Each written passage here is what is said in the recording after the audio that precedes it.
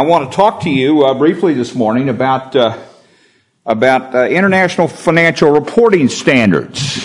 I know it's hard for people to imagine that anything about accounting could possibly be of interest to the sober public, but I think it is, and that's why I'm here.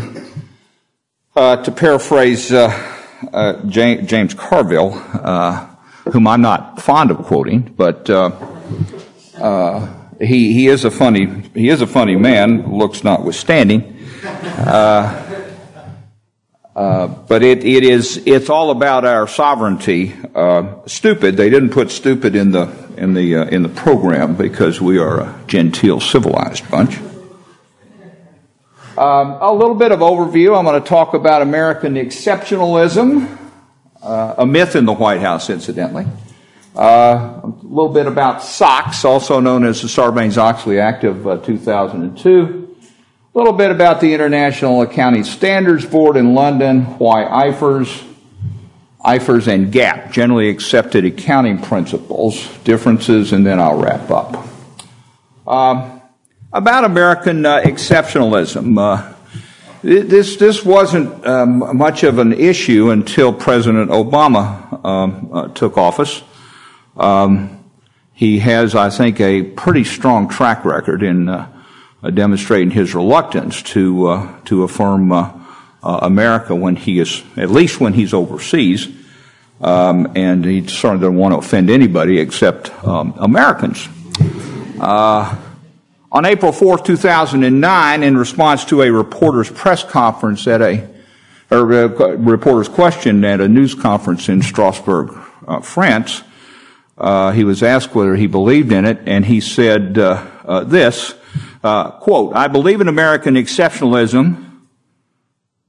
Then he snatches defeat from the jaws of victory. "Just as I suspect that the Brits believe in British exceptionalism and the Greeks believe in Greek exceptionalism." Moral equivalency. That's this president's strong suit.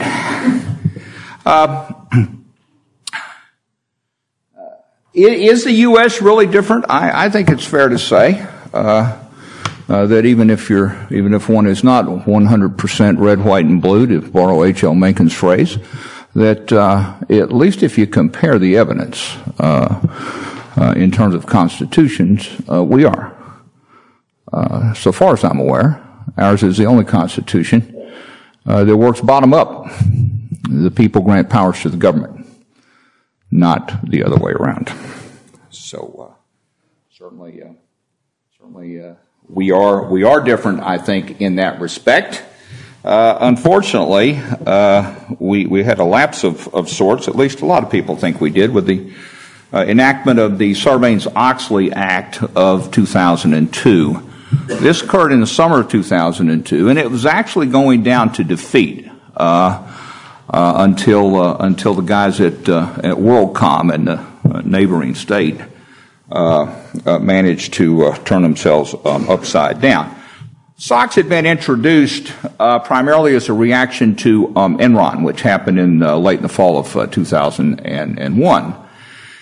And was going nowhere fast until WorldCom collapsed, and all of a sudden, the vote in the House, I think, was 429-4, and in the Senate it was 99-1.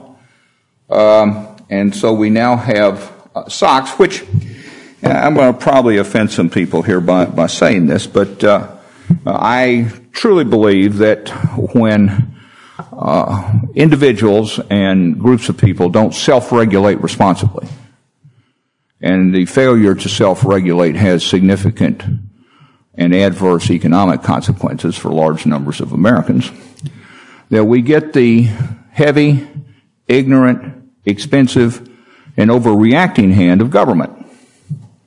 But we deserve it. And in particular, we got it in 2002 because my profession, public accounting, had been slumbering at the switch for a number of years.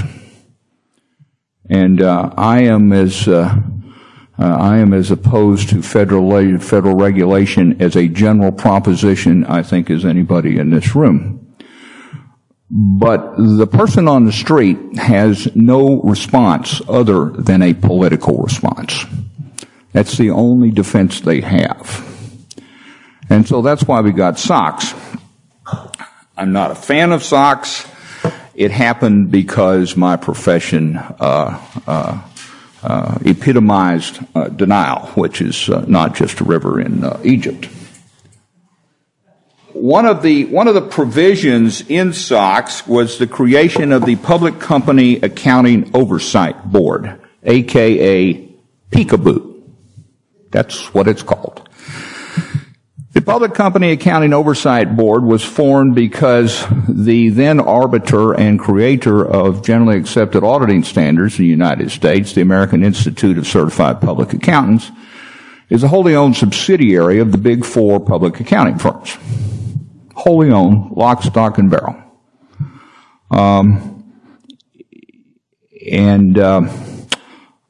It, until then, was promulgated audit standards. One of the first actions of the new chairman of Peekaboo, the former head of the Federal Reserve in New York, was to take away AICPA's power to create auditing standards, and he said, we're going to do it. Again, in my view, given the pervasive and well-documented corruption at the American Institute of CPAs, and I'm not talking about my CPA colleagues here, I'm talking about senior management at AICPA. And I can prove what I say. Anybody wants to challenge me on it.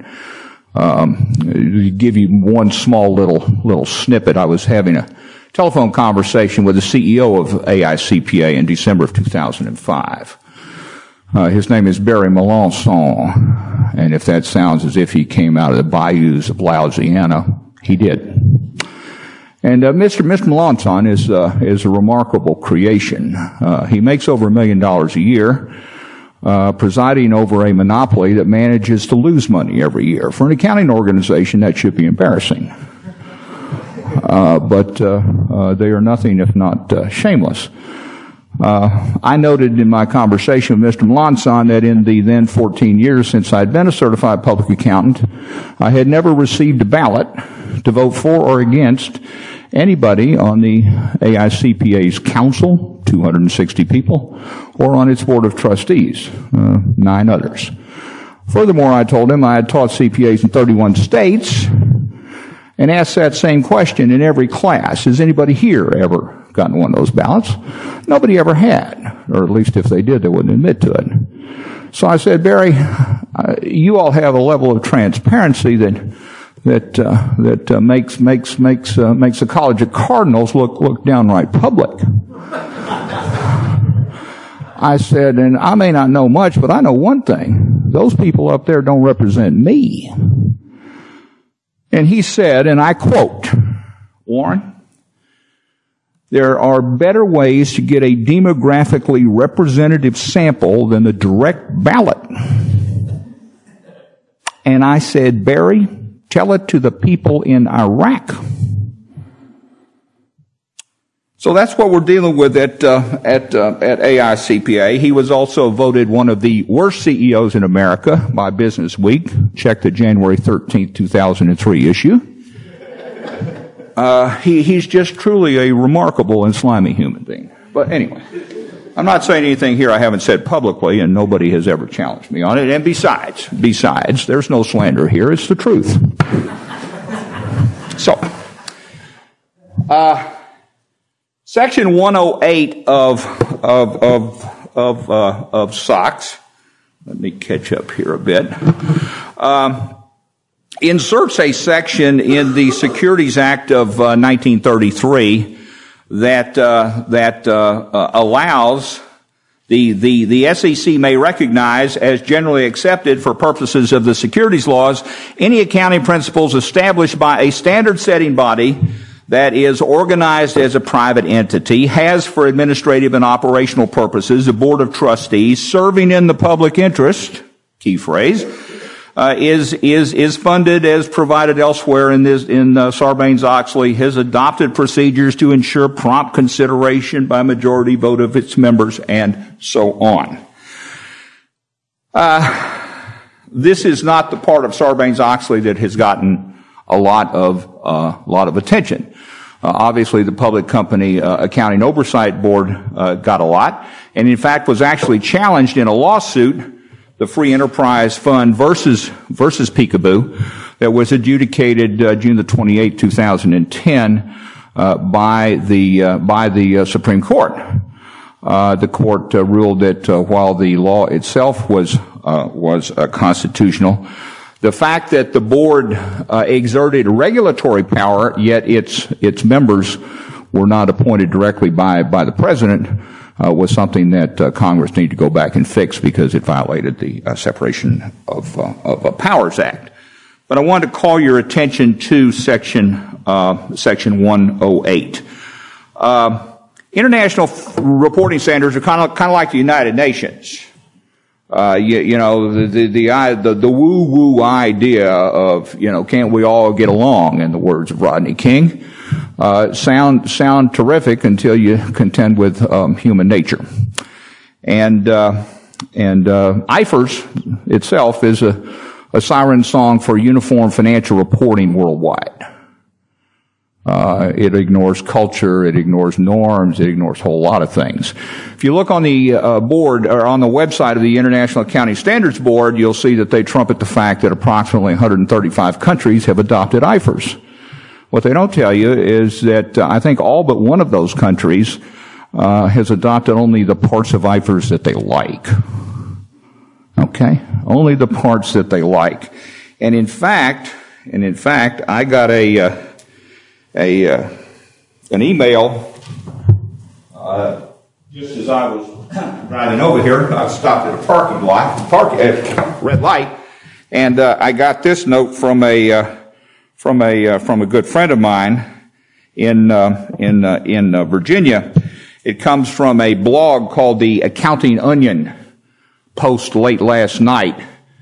The guy behind the blog, Tom Selling, who lives out in Arizona and is my kind of accounting bomb thrower, said that he had heard from a source he could not identify, but he had heard from a really reliable source that India yesterday pulled out of IFRS because its government found that it was going to have 65 separate carve-outs if it complied with IFRS, and it decided that's just too much hassle, we don't need IFRS, and so they pulled out, according to this post.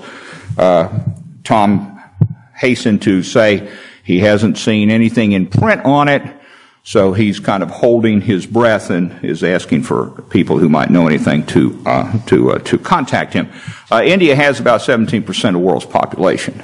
That would be a significant defeat for IFRS.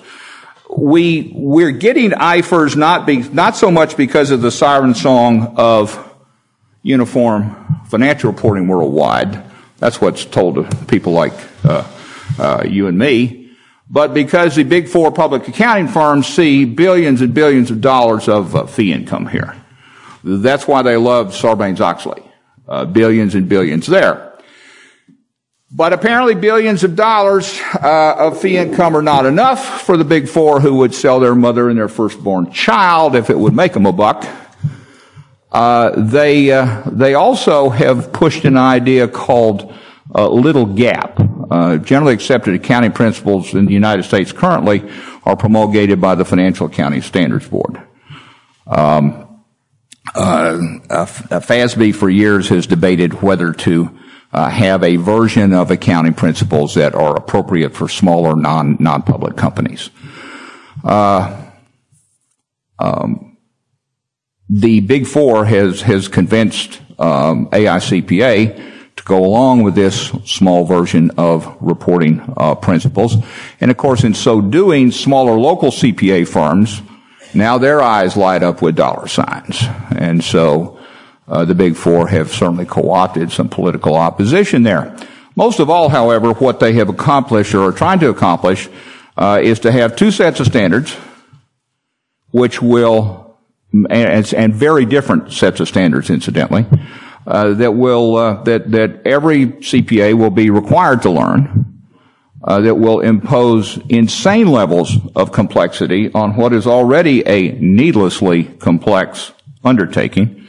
I'm fond of describing the Financial Accounting Standards Board as a textbook case of what happens when you have 65 really, really, really smart people with too much time on their hands. In any event, it's hard to say what's going to happen next where IFRS is concerned. I think it is safe to say that the 87 new Republican representatives in the House of Representatives probably think they have bigger fish to fry right now. And I would certainly agree with that. I also have very little doubt that once this issue gets on their radar screen, as I'm confident it will, unless the budget stuff just drags out and drags out and drags out until Mr. Obama leaves office January 20th, 2013, it is really going to hit the fan when the idea of U.S. accounting standards being under the thumb of an international board in London, on which the U.S. has exactly 6 representatives on a board of 15, which board will be going to 16 next year. At the end of the day, it is about sovereignty. But let me point out one key difference, since my time is running down here, between IFRS and GAAP. And it is about what is called investment property. Think real estate. Think real estate. Under generally accepted accounting principles in the United States, if you have to take a write down on an asset, you can't write it back up. Under IFRS, you can not only write it back up, but you can write it up even if you never took a write down. Of course, the difficulty is in determining how much is a piece of real estate worth.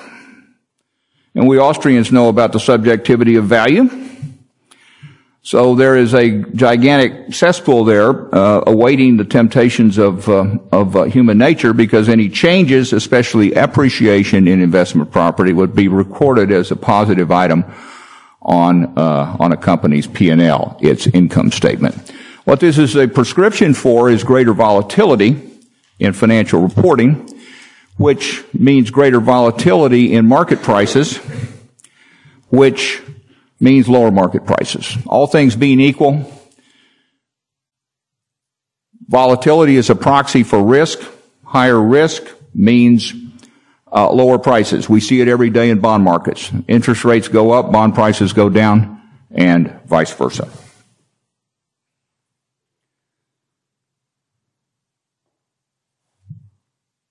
I'm expecting for SOX to be relitigated over this provision, section 108, and I think the key point will be, where will that Chardonnay quaffing, Georgetown salon frequenting Justice Tony Kennedy be on this one? We saw what happened to Sandra Day O'Connor when she hung out in those salons. I can argue pretty strongly that a prospective Supreme Court nominee's propensity for social lionhood should probably be a disqualifier for nomination to the court, but that's a very different conversation. I enjoyed being with you all this morning.